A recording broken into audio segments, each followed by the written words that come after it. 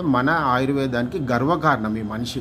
ఎందుకు గర్వకారణం అంటే ఈరోజు ఈయన దాదాపు 10 సంవత్సరాల పైనుంచి అంటే 10 సంవత్సరాల పైనుంచి ఏకధాటిగా ఈయన మన కస్టమర్గా వస్తూ రకరకాల మనుషుల్ని సర్వ రోగాల నుంచి కాపాడింది ఈయన.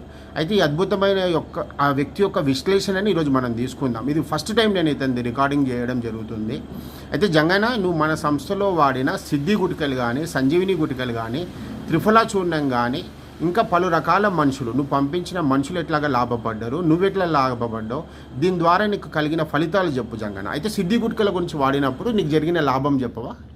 అయితే సిద్ధి గుంటలు పోయినప్పుడు నాకు కొంచెం హెడేక్ ఉండే ఒకటి, లైట్గా ఈ చర్మరోగం అనేది ఉంది. ఓకే, లైట్గా ఏదైనా ఇట్లా కురుపులు కానీ ఇట్లా ఇచ్చినట్టు ఏదో కొద్దిగా చర్మరోగం అనేది ఉంది. ఓకే, క్లియర్ అయిపోయింది. ఓకే, సంజీవిని గుటికలు వాడిన.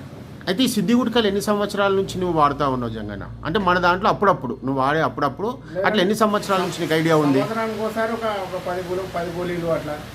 ఒక మా పిల్లలకు బాగాలేకపోయినా, మా భార్యకు కొంచెము కడుపులో కొద్దిగా ఇన్ఫెక్షన్ లాగా అయ్యి ఈ కొద్దిగా ఈ అదేంది ఈ కడుపులో ఏదో బిగ్గర అయినట్టు అట్లా ఇట్లా ఉన్నప్పుడు కొంచెం ఆ చేను కాడ బాగా నిలిచిపోయినప్పుడు ఏదైనా జ్వరం వచ్చి అడ్డం పడ్డప్పుడు కూడా ఆ టాబ్లెట్ వేసుకుంటది, ఆమె కూడా రిలీఫ్ ఉంటుంది. ఇప్పుడు దీంతో పాటు ఇంగ్లీష్ మందులు వాడే అనుభవం ఉందా?